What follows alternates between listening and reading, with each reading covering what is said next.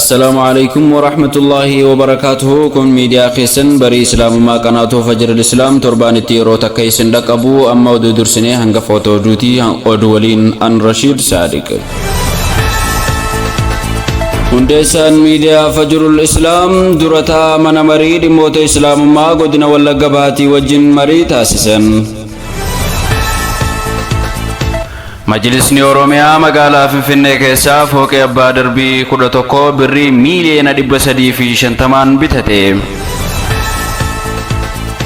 شهادان أكما اتفوفت جراس يا إجتا قدنا واللقبها أنا نونو قنبا غندوا ما قدتوتي إسلام ما قبته. ودون جو كان فكاتا نفانا ترانا في راكينيا كان خبجاتي.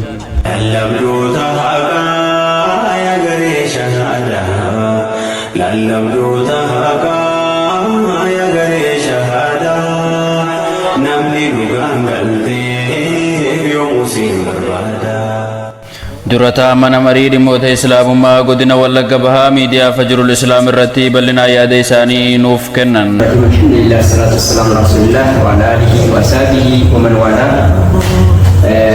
دعوتك يوري ميديا فجر الإسلام ودفعت من جدني نقف ربي سبحانه أتو سنين جدا.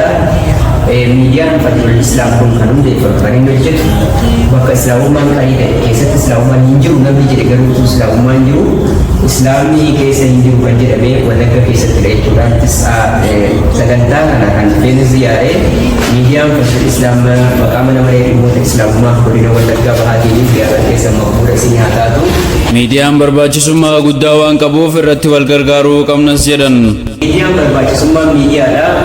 Miidiyaan kun bu'aan inni qabu akkanatti nama wal barsiisa. Dhaabbata Islaamaa fi Islaama wal barsiisa. Beekaa fi wallaalaa wal barsiisa. Beekaan beekumsa isaatiin akka inni hawaasatti gadi bu'u isa godha.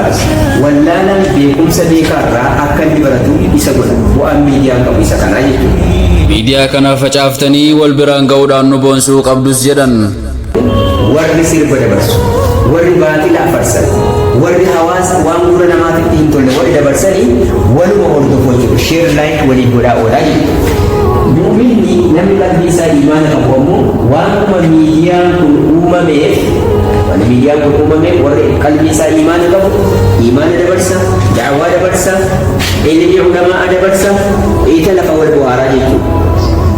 Barbaachisaa jechuudha. Miidiyaan Fajrul Islaam maqaa wallaggaatiin kan dhaabate eenyudha abbaan isaa numadha jechuudha. Kan gama jirtu beekaaf wallaalaan miidiyaa kana bira dhaabachuun nurraa eegamaa jechuudha. Kanaaf hordofnu walaa hubannu eessa jira waliin haa jennu jechuudha. Barakallahu fiikum.